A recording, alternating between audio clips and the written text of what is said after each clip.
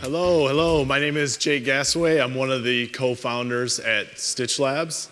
Stitch is an online inventory control platform that helps businesses with some of their operational challenges that they have as they sell through one or multiple channels. And today, I am not here to sell you on Stitch and why it's so great while I'm up here on stage, but if you come by my booth for the last couple minutes, I will work hard at that.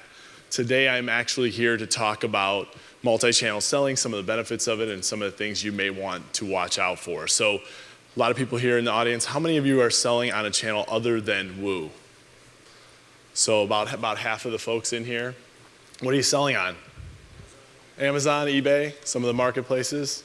A lot of different places out there to sell today. So that's one of the things I was going to talk about. And as I thought about what I was going to tell everyone today, I was like, okay, if I were sitting in your seat, what questions would I ask? And Jake, why should I consider multi-channel selling?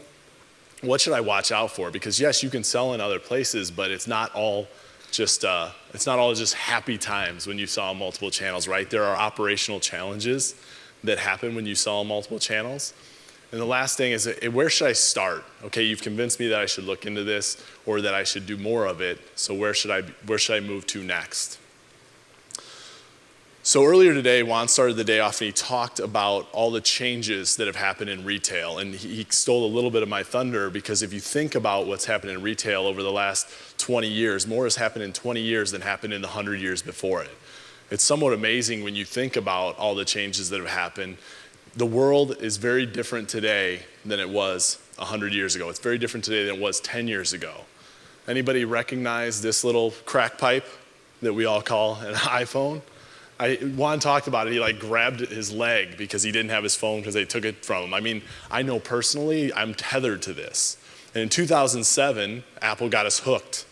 They got us hooked on this iPhone, and it really changed the way consumers shop, which in turn changed the way sellers have to sell, right? You used to have to walk into a store and talk to a salesperson about what they sell and how they sell it. Now, when you walk into a store, when a consumer walks into a store, they have more information likely than the salesperson has. You have the ability to get information faster, it's more easily accessible. They can jump online, they can check Amazon reviews, they can talk to their friends, they can talk to their mommy group on Facebook. I'm a part of a mommy group. It's a little weird, but mommies just know more than daddies, so I figured why not? Don't judge me. So essentially what I'm saying here is, right, the world is changing. This device has changed how we do things. And when I think about that, I take it a step further, I say, okay, the businesses that are around today, every business that you're looking at here on the board did not exist 21 years ago. Last year, Amazon and eBay had their 20th birthdays. Anybody in here younger than 20? So all these came into existence since we have been around. And when I think about, okay, all these businesses are here, when was the first online sale made? Anybody know what year the first online sale was made? Anybody? 1994. Bonus points if anybody knows what that was. Who was the artist? Ooh, almost. Sting. Close. Good guess. But yes, it was a CD, it was a Sting album. And the good people at Pizza Hut say it was a pizza, but I'm going to stick with the idea of a CD. So when I talk to new employees that come into our company, I say, okay, if $100 was spent today in commerce, what percentage happens online versus offline? Now you all were here this morning, so what percentage actually happens online today? Anybody? 10%, that's what Juan said today. I actually have it pegged at about 6%. So I've seen, depending on the time of the year, that could vary, right? During the holidays, it could be upwards of 8 to 10%. During the rest of the year, it falls even lower. But as you can see here on the slide, it continues to grow faster than brick and mortar sales. So online sales continue to grow at a rate about 15% year over year. And that's not going to change anytime soon because more people are buying online than ever before. This is an answer when I ask new employees that come to work for us, they nearly always get it wrong. I mean, they almost flip it because we're in such a society that we buy online so much now that we don't even really think about how much is actually still happening in brick and mortar. So now we've talked a little bit about the macro environment. So I want to narrow our focus down a little bit to more micro. And last year at Stitch Labs, we took a segment of 7 million orders from about 4,000 of our customers. And we said, okay, When you look at a person who's just selling on a shopping cart, which in this instance may be WooCommerce or Shopify or BigCommerce, how does that compare to people that are selling on not only a shopping cart, but at least one extra channel, which is a marketplace, or two extra marketplaces? And as you can see here, what we found was people that were selling on an additional marketplace in conjunction with their shopping cart were selling 38% more in revenue than those that were selling on a shopping cart alone.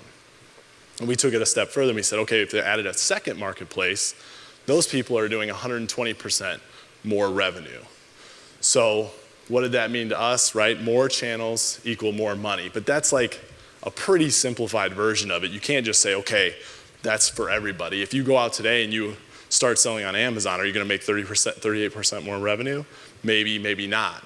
But it's definitely enough data to tell us that you might wanna consider that. You might wanna think about what it's like to sell on an additional marketplace on top of the current shopping cart that you're selling on. But this is the next question, what to watch out for. We want to think about that, right? There's not, like I said, it's not just all fun and games when you start selling on multiple channels. Operational challenges arise, right? The data, still, it tells you even more stories, and you start to think about, okay, we looked at further data and we said, okay, what is the order volume when you look at these different segments? And we said, okay, people that just have a shopping cart, they have 18% lower volume, which actually makes sense, right? So you've got to drive all that traffic to your shopping cart or your own website or your branded store yourself, versus when you sell on a marketplace like eBay or Amazon, they've got billions of customers built in for you. This is an absolute fact. Amazon has now taken over Google as the #1 place where people start to search for products, which is like crazy when you think about like Amazon's competitors or Google's competitors. You don't really think that they're competitors of each other, but they absolutely are. Everybody is very comfortable with the phrase like, hey, I need to find something. They say, go Google it. We are not very far off from somebody saying, go Amazon it, right? People go to Amazon. I know that's every time I start a search, that's where I start. Because it's a way for me to find they are the store of everything. And when we look at this from another data perspective, we said, okay, I heard the speaker prior to me talking about average order value. Well, when we looked at the average order value of people that are selling on shopping carts versus marketplaces, we saw that there were 129% more revenue when you're selling on that shopping cart, which makes a lot of sense there too, right? When you're competing against the world and you're competing on a marketplace with items that may be exactly the same as yours sitting right next to you, it's quite likely that the price pressure is going to make you sell at a more competitive price. So when you think about selling on multiple channels, you've got to really understand your situation. You know, don't just say, I'm going to jump into the deep end. You have to understand how it fits into your strategy. How do you want to look at your business? How do you want people to perceive you? Are you a brand that can be commoditized? Are you a brand that sets yourself apart? So where should I start? Okay, Jay, now you've got me thinking about this strategy. You've helped me understand that I can make more money selling on other channels, but there are things to watch out for.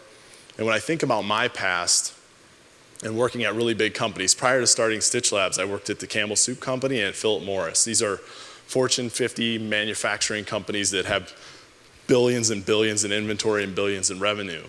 And when we thought about how we started some of these strategies, we said, okay, we're going to spend months and months of time thinking of a strategy, figuring out how we're going to sell it, how we're going to take it to the market. And then once we decide that we're going to do all these things, we said, okay, we're going to test. And we're going to test in Indianapolis, Indiana, because it's very diverse. We just did these very small tests, which you can absolutely do. There's nothing wrong with this strategy. But it's quite likely that the people sitting in this room that are entrepreneurs, that have started their business, that were willing to take that leap and get out there and start selling, it's quite likely that you went with a different type of strategy.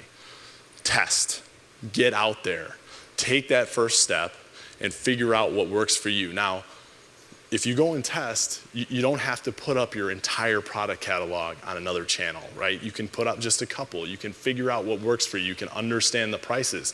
You can go to conferences like this. You can go talk to sellers. You can talk to service providers. You know, we work with thousands of companies all over the world, and we've got case studies. We want to make sure that you have information that'll help you be successful. So it's quite likely that you want to get out there and at least test first, figure out the services that are going to help you scale your business, And then maybe figure out how you're going to strategize, right? You don't necessarily want to be someone who's just a commodity item. It's quite likely that you want to have your brand be very successful, and you've got to think about how selling on multiple channels plays into that strategy. So again, getting started and iterating is extremely important.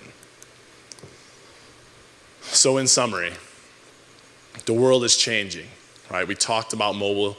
Juan talked about mobile this morning. It's something that will not change in the near future. Like, we know that is the one change that will not change, right? Mobile is going to continue to proliferate. It's going to continue to drive sellers to buy, and it's going to continue to drive you to sell in more consistent ways across all the platforms that you sell on. More channels in the instance that I shared with you equal more money. But you really have to think about that, right? It's not causal. Just because you go and integrate with another channel or you go out and you sell on another channel, it doesn't mean you're going to immediately make more money. You've got to really think through your business. You got to understand your situation, because it's definitely not a one size fits all. I mean, the last thing you're going to be doing, you're not going to be selling clothes on Newegg, right? You've got to think about how these channels fit into your business strategy. And then finally, getting started and iterating. You all have taken the leap, right? You have made yourself, you've put yourself in a position to be very successful as entrepreneurs, and that shouldn't stop once you start your business. You've got to think about ways to continue to keep up with the times, and selling through multiple strategies is absolutely one of those ways. So with that, I'm wrapping up on time here. We've got just a little bit of time left before beers tonight, which I will absolutely have with you if you'd like to.